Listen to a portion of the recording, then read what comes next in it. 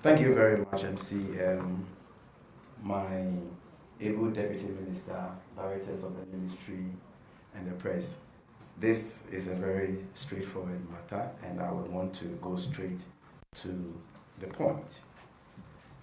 Ladies and gentlemen, it has come to our attention as a ministry that some union leaders, and the emphasis is mine, some union leaders have developed the penchant of attacking my person at the least provocation and in most cases without provocation.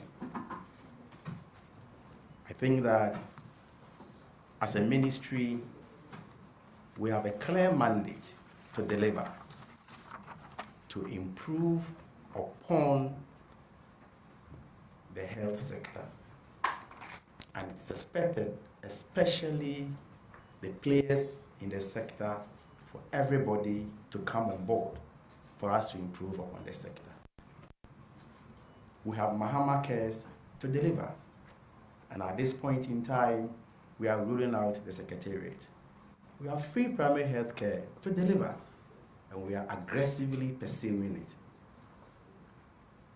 We have to ensure that claims at National Health Insurance are paid promptly, and all of you attest to the fact that we are doing so. We have our health facilities to retool. Maybe within the week I will be taking delivery of equipment for screening of cervical cancer delivered by telecell.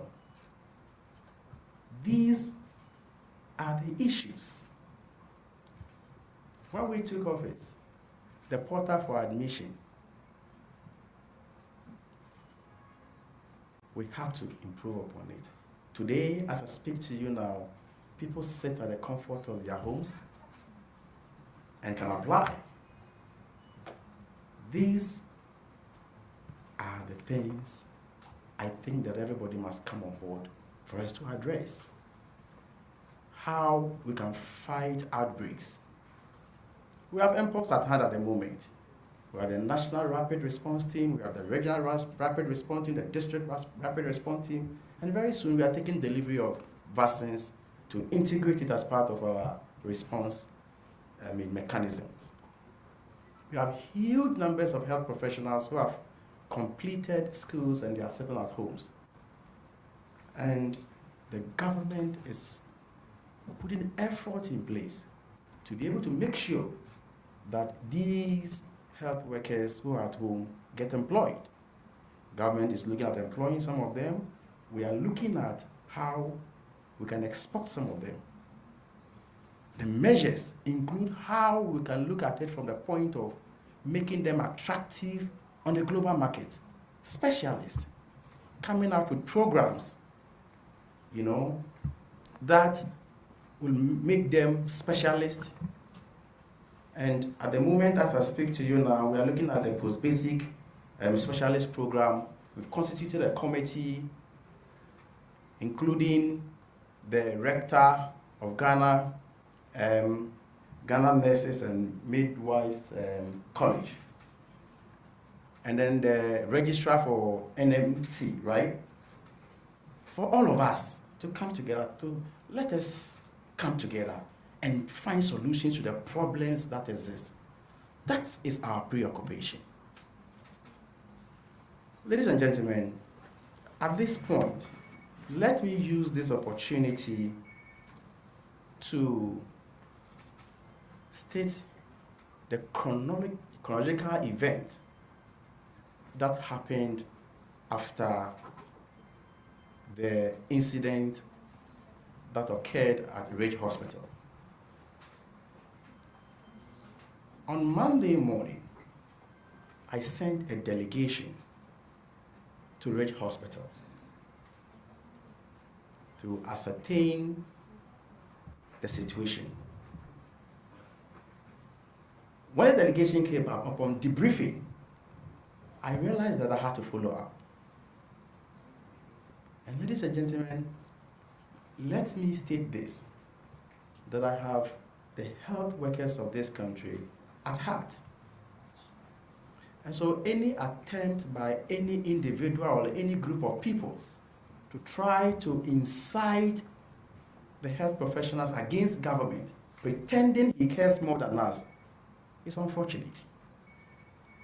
And we must stop that. It's an avoidable tension we must avoid. It doesn't help the sector. If indeed you are a practicing health professional in the sector, it doesn't help the sector. And so, when the delegation came back, I had to follow up. I was in the company with the Deputy Director General and other directors of the ministry. We joined the medical superintendent at the Rich Hospital, and I visited the victims. After going around, we had a closed-door meeting to discuss the issues, not insults. One, how to look at beefing on the internal security, staffing issues. So after the closed-door meeting, I came out to address the press to categorically condemn the physical attack. And that is the most important aspect. And for me, let me at this point reiterate to the whole country that irrespective of the level of provocation at any health facility in this country, nobody, irrespective of your status in society, absolutely nobody has the right to attack any health professional in this country. That is the gravamen of the issue. No diversionary tactics about handshaking.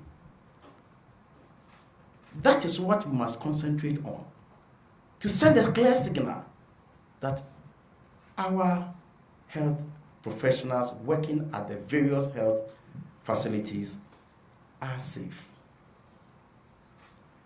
And so, after the engagement with the management, when I pulled out of the ward, then, in fact, in the engagement with the management, I made it clear to them that I had listened to their side of the story. And therefore, as a minister, I will also listen to the other side of the story. And I then constituted a committee to look into the matter, bring out recommendations for implementation. A lawyer, a nurse, a medical doctor, an auditor, an HR person to go into the matter. Now, when I pulled out, my attention was drawn to a gentleman called Ralph, who was at the center of the controversy. And so he was working towards us as a group. The medical director was with me. The deputy director general was also with me. Then I asked, why did you do this, gentleman? When I asked, most of you were there. I mean, the press, you were there. So you can attest to what I'm saying. You were there with me. When I asked him, the gentleman then stretched his hand, shaking me and trying to whisper something into my ears. Ladies and gentlemen, at this point, should I push the guy that don't whisper anything into my ears? Should I snub him? Should I shout at him?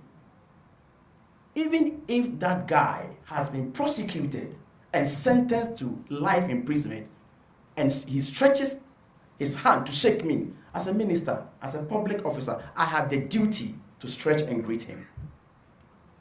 So let us not reduce the fact that I shook hands with him does not mean that I should stop any measure or any steps that the ministry or government will take to unravel the situation.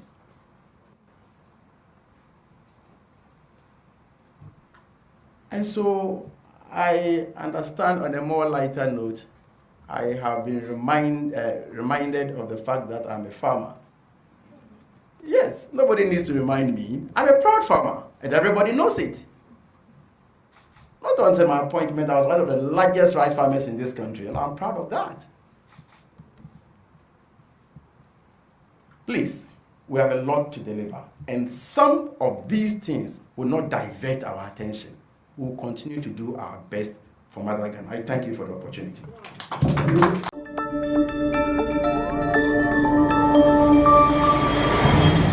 Citizen TV, Accra, Ghana. Citizen TV, the citizen's power.